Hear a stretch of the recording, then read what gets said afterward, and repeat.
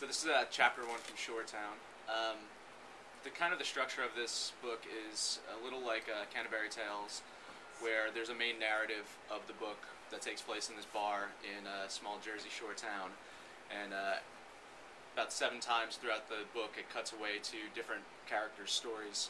So chapter 1 is pretty much the intro to them getting to the bar, where interesting stuff starts to happen. The amusement park stands stark and ragged, in desolate relief against a black sky. During the day, it's a graveyard of rusty rides and snack shacks, with paint peeling like dead skin. At night, it's darker than anything I've seen. The car window is cracked open. I get a whiff of salt water. It brings me back to my summer job in high school, serving undercooked fries to annoying little kids, and their even more annoying parents. I'd come home reeking of grease and potato juice. The cuts on my hand from cleaning the potato cutter were filled with salt and vinegar. Showers and a change of clothes helped. The only thing remaining was that saltwater stench. Shoretown and the amusement park.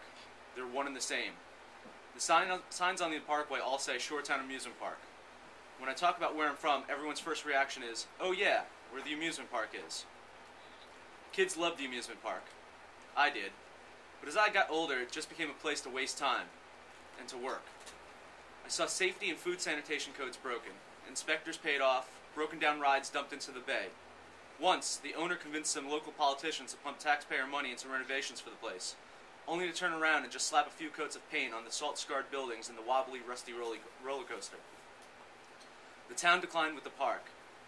It was the place to be in the 50s, my grandpa told me, the shore's hottest spot. Jackie Gleason once told Art Carney on TV to meet him at the Havana Club in Shoretown. The Havana Club is still there, but it's down the way from some flop houses, home to smack dealers and cast-off from other towns even farther down the shore. Nowadays, Shoretown only makes the news when there's a big drug sting, or a robbery, or a beating. When I was a senior in high school, a bunch of my former classmates lured a 23-year-old mentally handicapped guy to an apartment in town, got him drunk, and tortured him. They dressed him like a woman, tied him up, sodomized him with a plunger, stubbed cigarettes out on his arms, neck, and face, and then dumped him in the woods 2 towns over. During the trial, a prosecutor asked one of the kids why she helped to do this. "We had nothing better to do," she said. It got worse and worse after I left 8 years ago. There was the councilman who beat his neighbor to death with a baseball bat because his music was too loud.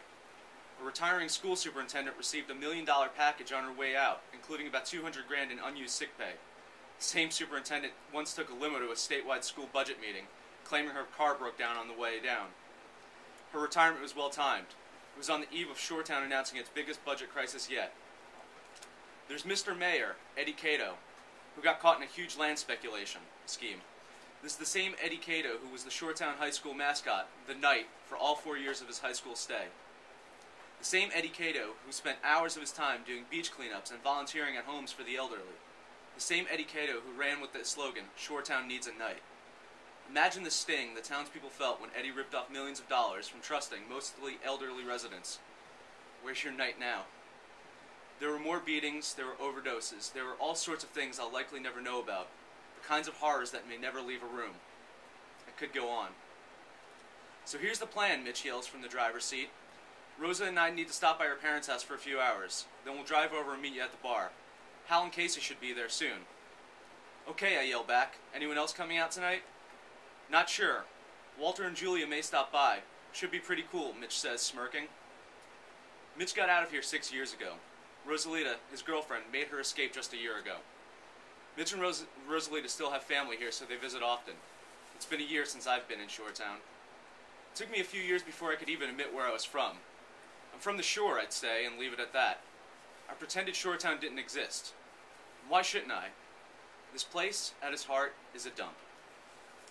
The houses are mostly one-floor ranches, or, for people really tight for cash, rickety former bungalows with poorly proportioned roofs, or roof extensions grafted on. Aluminum siding is often pocked with rust, and layers of cheap, mismatched paint do nothing to hide it. Roofs are missing shingles, smiling crookedly at the heavens. The ripped screen doors hang loose on the door frames and yelp when open and closed. There are a few basements in Shoretown. The burg is below sea level, and to have a cellar means consistently dealing with flooding and moldy walls.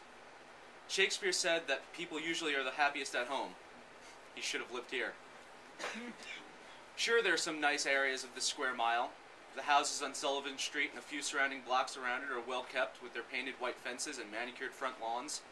Cops or politicians or well-off people who have to live in this town for some reason or another own most of those houses.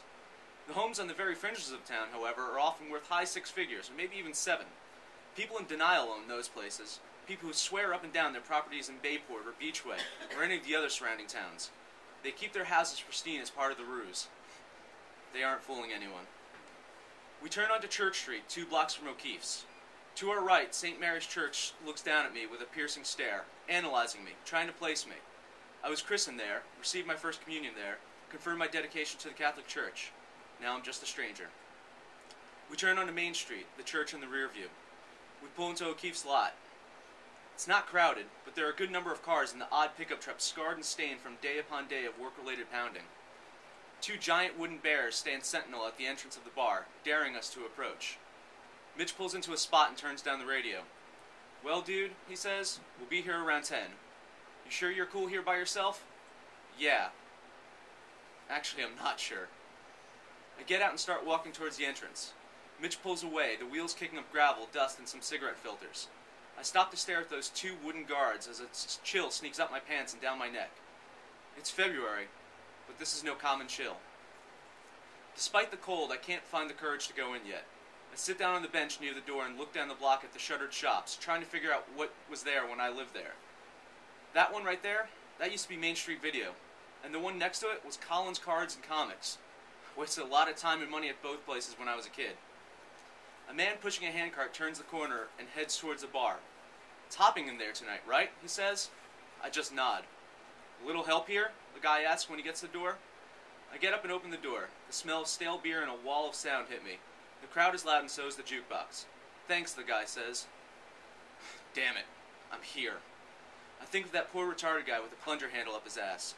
The councilman who went Babe Ruth on his neighbor's skull. Eddie Cato and his schemes. I think of vinegar and grease. I think of fights in the high school hallway just before Easter vacation. I think of pickup games and sprained ankles at Woodland Park. I think I'll start drinking right away.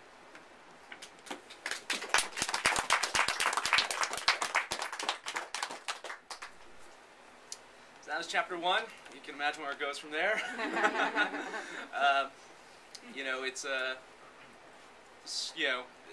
It was meant to be a book not just about, my hometown where I'm from, Keansburg, but written to be almost a number of Jersey Shore towns that are, in similar fashion. So I hope you all enjoy it, and thank you for coming out. I appreciate it.